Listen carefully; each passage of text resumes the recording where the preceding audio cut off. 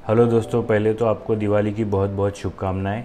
आज हम लोग देखने वाले हैं इस वीडियो में कि जो एनालिसिस हमने लास्ट 10 दिन में किया है डिफरेंट आईपीओस का, वो कितना सही है और कितना गलत है, और क्या आगे आने वाले आईपीओस के बारे में हम यही एनालिसिस कंटिन्यू कर सकते हैं या फिर और उसमें कुछ चेंजेस कर सकते हैं, ये देखेंगे।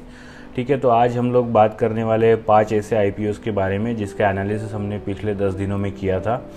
मेरे स्क्रीन पे आप देख पा रहे हैं, ये एक है उषा फाइनेंशियल सर्विसेज, जो कि लास्ट 2 दिन पहले ही उसको लिस्टिंग मिली है, और उसने लिस्ट होते ही लोगों का कोई भी फ़ायदा नहीं किया है। हालांकि जितने पे वो अलॉट होना था उससे पहले ही दिन वो कम पे आ गया है, तो उसमें लोगों का नुकसान ही हुआ है। तो इसके लिए हमने क्लियरली कहा था कि इसको आपको अप्लाई नहीं करना है। तो यहाँ तक तो हमारा एनालिसिस बिल्कुल सही था। सिमिलरली प्रीमियम प्लास्ट और ह्युंडई, ये दोनों भी आईपीओ ऐसे ही थे जिसको हमने एनालिसिस में ही बताया था कि आपको इसको अप्लाई करना नहीं है।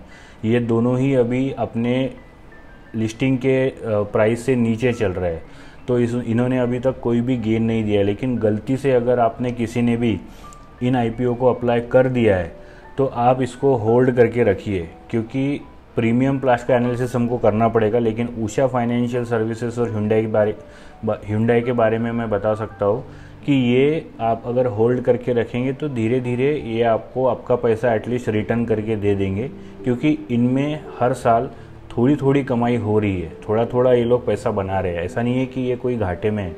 हमारा एनालिसिस सिर्फ आईपीओ के हिसाब से था, आईपीओ में इन्होंने कोई गेन नहीं दिया, वही हमारा कहना था और वैसा ही हुआ। और उसके बाद और 2 आईपीओस थे जिसके बारे में हमने बहुत ही पॉजिटिव बात करी थी, वो है वारी एनर्जीज और लक्ष्य पावर टेक। ये दोनों ही आईपीओ के बारे में मेरा मानना ये था कि कम से कम 80 से 100% का गेन ये लिस्टिंग के दिन देने वाले लोगों को। तो लक्ष्य पावर टेक के बारे में बिल्कुल वैसा ही हुआ। जिस दिन लिस्ट हुआ उस दिन 100% का गेन था, और थोड़ा थोड़ा बाद में वो कम होते गया। तो आईपीओ के बारे में मैंने पहले भी बताया था कि आप जब आईपीओ में पैसा लगाते हैं तो जो भी आपको गेन मिल रहा है पहले दिन, अगर उसके बायर्स अवेलेबल है तो बेच के आप निकल जाइए। तो लक्ष्य पावर टेक में भी हमने दुगना पैसा कर दिया है। जिनको भी ये मिला था, मुझे पता है कि एक हमारे चैनल के जो व्यूअर है उनको ये मिला है और उनका पैसा उसमें डबल हो चुका है। वारी एनर्जीज़ के बारे में भी वही हुआ। वारी एनर्जीज़ का जीएमपी पहले बहुत अच्छा चल रहा था, लेकिन बाद में थोड़ा 80% पे आया। बट स्टिल 80% गेन किसी आईपीओ के साथ मिलना और एक ही दिन में आपका 80% पैसा बढ़ जाना बहुत बड़ी बात होती है। तो वारी एनर्जीज़ के बारे में भी अपना एनालिसिस सही था।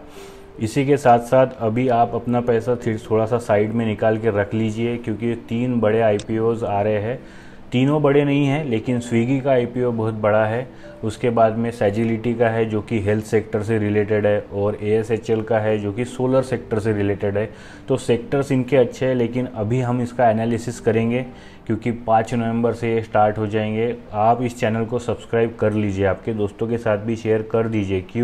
क्योंकि 2 दिन के लिए ये आईपीओ आता है। अगर आपको नहीं पता चला इस 2 दिन में कि किसको अप्लाई करना है तो आप मिस आउट कर दोगे। तो आप इसको सब्सक्राइब कर लीजिए और बने रहिए मेरे चैनल के साथ। अभी हम इसका आईपीओ एनालिसिस जल्दी करेंगे और फिर मिलते हैं नए आईपीओ एनालिसिस के साथ। Thank you.